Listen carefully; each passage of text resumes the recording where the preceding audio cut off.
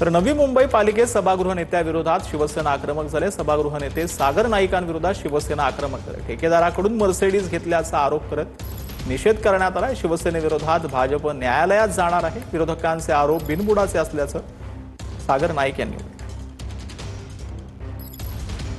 त्यांना काही नवी मुंबईत मुद्दे राहिलेले नाहीयेत आणि सभागृहामध्ये ते काही बोलू शकत नाही किंवा लोकहिताचं बोलू शकत नाही। तर अशा पद्धतीने विविध कथित गोष्टी त्या ठिकाणी काढत आहेत। याविषयी मला नाही वाटत की काही बोललं देखील पाहिजे, कारण की तशा प्रकारचा काही आरोप किंवा काही गुन्हा वगैरे किंवा काहीच तशा प्रकारचं काहीच नोंद नाहीये। सदर काही बाब असेल तर त्यांनी तशा प्रशासकीय पटलावरती कोर्टामध्ये किंवा यंत्रणेकडे त्यांनी तक्रार करावी। सागर नाईक साहेब महासभेमध्ये पण अशीच मनमानी कारभार करून आजपर्यंत त्यांनी सर्व असेच कार्यक्रम केलेले आहेत।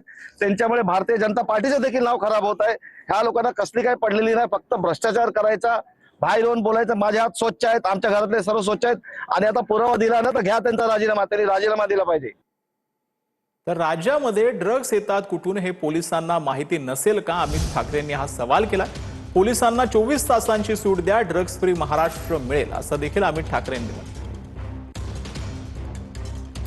येतात ना, तुम्हाला माहिती आहे, पोलिसांना माहित नसणार का? मला कळते तर पोलिसांना 24 तासाची सूट द्या, तुम्हाला नशामुक्त काय असेल ना, ड्रग फ्री महाराष्ट्र तुम्हाला मिळेल। पोलिसांना 24 तासाची सूट द्या, फक्त सांगा त्यांना, येऊन करणार काय, बोलणार ना। त्याच्या 5 दिवसानंतर परत तुम्हाला ड्रग्ज इकडे दिसणारच आहेत।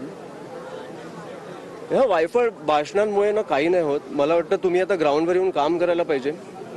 खूप मुलामुलींची आयुष्य वाया जातात या ड्रग्जमुळे आणि खूप इझिली अवेलेबल आहेत, हे तुम्हाला पण माहिती आहे, मला पण माहिती आहे। तर MMRDAच्या परीक्षेतील 16 टॉपर्स पैकी 13 टॉपर एका सेंटरमधले आहेत। दिपकेंनी हा आरोप केला। इतर परीक्षांमध्ये उत्तीर्ण होऊ न शकणाऱ्यांनी MMRDAच्या परीक्षेत टॉप केलेला आहे असं दिपकेंनी म्हटलंय। 13 टॉपर एका सेंटरमधले, याचा अर्थ तिथे काहीतरी गडबड झाली असं दिपकेंनी म्हटलंय।